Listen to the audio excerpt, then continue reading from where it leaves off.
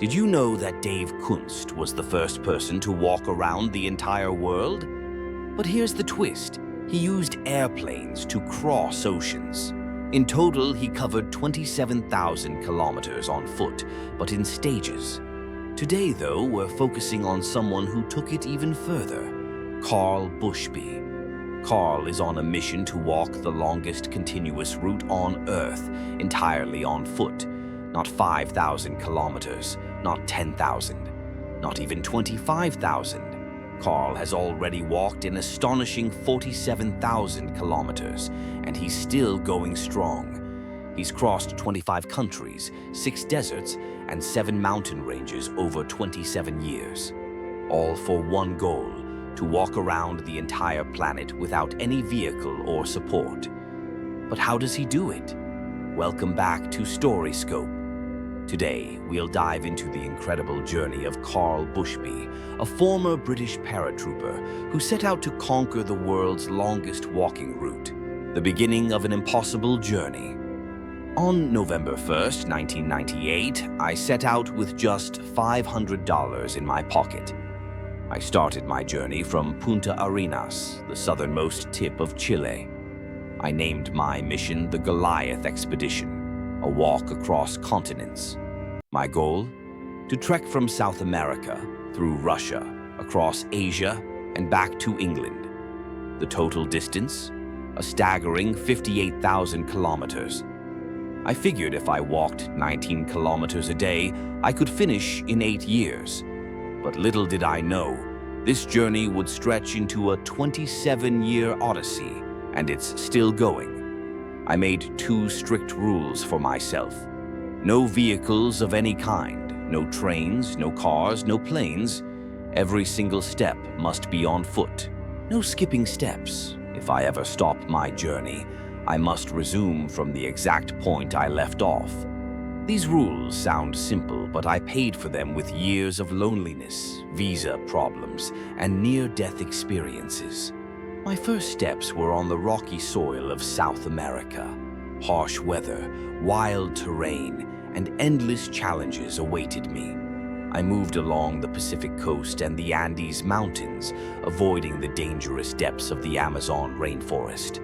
In Patagonia, fierce winds tested my limits.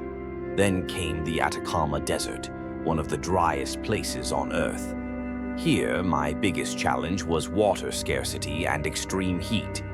I pushed a small 2-wheeled cart carrying food, clothes, and supplies. I only stopped walking when I found water. Crossing South America was a huge achievement, but my real nightmare lay ahead, the Darién Gap. This 320-kilometer stretch of dense jungle between Colombia and Panama is notorious for its poisonous snakes, deadly insects, and armed guerrilla gangs. Somehow I made it through, but at the Panama border I was arrested and spent 18 days in jail. Once released, I stuck to my rule and resumed my walk from the exact spot where I was stopped. By 2002, I had crossed Central America, facing endless visa delays and border troubles. In the United States, I walked along long highways, braving traffic and the scorching Sonoran Desert. By 2005, I reached Canada and Alaska, where the heat turned into freezing cold. I trekked across icy, roadless wilderness, using sled tracks for footing, but never using the dogs themselves, since that would break my rule of no help. I was about to take on my most dangerous challenge yet, crossing the Bering Strait, the frozen sea between Alaska and Russia. The ice there is unpredictable, drifting with ocean currents and breaking apart without warning. I often found myself swimming between floating ice sheets, the freezing water threatening hypothermia with every passing second. Teaming up with French adventurer Dmitry Kiefer, we battled Arctic storms for 14 sleepless days. Finally, we reached Russia, but our adventure took an unexpected turn. We were arrested. Despite having a valid visa, authorities claimed the Bering Strait wasn't an official port of entry. In the end, I was deported back to the UK, but the experience unforgettable.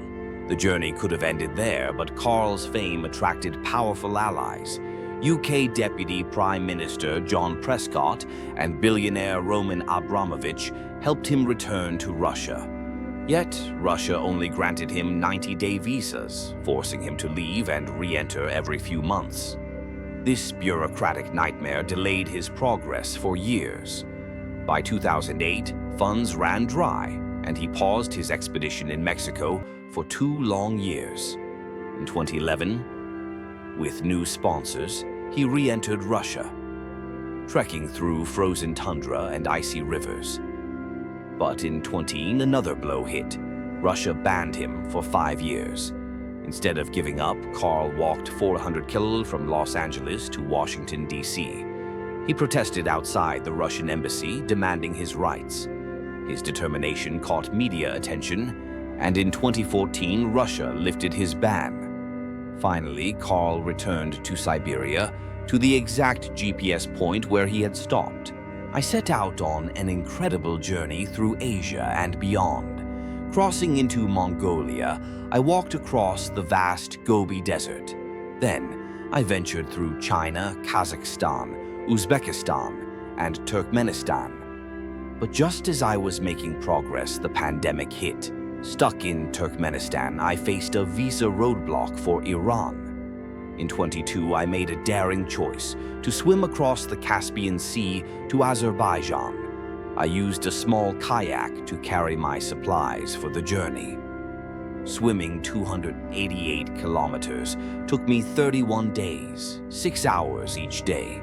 3 hours in the morning, 3 in the evening. I pushed through. At night, I slept on my kayak, dreaming of the shore. I don't like swimming, but I knew it had to be done. In 2012, I crossed into Turkey from Azerbaijan, and everything changed. Suddenly, I was a celebrity, welcomed into homes in every village I visited. Speaking to the BBC, I couldn't help but rave about the incredible Turkish hospitality. To enter Europe, I stood at the Bosphorus Bridge in Istanbul, a vehicle-only crossing. But the Turkish authorities made a special exception for me to walk across it. As I took that step, I officially entered Europe on foot. I reflected on my journey, remembering when Tony Blair was Prime Minister of the UK. Now, 5 Prime Ministers have come and gone since I started this adventure. When I finally return home, I know it'll be a different country altogether. After 27 years, only 3,000 kilometers remain in my journey. My final route will take me through Bulgaria, Romania, Hungary, Austria, Germany, France, and finally, the United Kingdom. But there's one last challenge ahead, the English Channel Tunnel. Walking through it is strictly forbidden due to high-speed trains, heat, and lack of oxygen. Yet there's a service tunnel meant for emergencies. I'm hoping to get special permission to walk through it. If I succeed, I'll finish my Goliath Expedition in 2026. That means I've walked 58,000 kilometers. That's 1.5 times the circumference of the Earth. Carl's journey shows us something profound. Our limits are often just in our minds. If one man can walk the world, what's truly impossible for the rest of us? So when life feels like it's come to a halt, remember this. Carl Bushby is still out there walking. The world may seem vast, but one man's determination can make it feel small. Carl once said, "Life doesn't stop, it just changes its path." If you found inspiration in Carl's story, don't forget to like, share, and subscribe for more incredible journeys. See you in the next amazing video, only on StoryScope.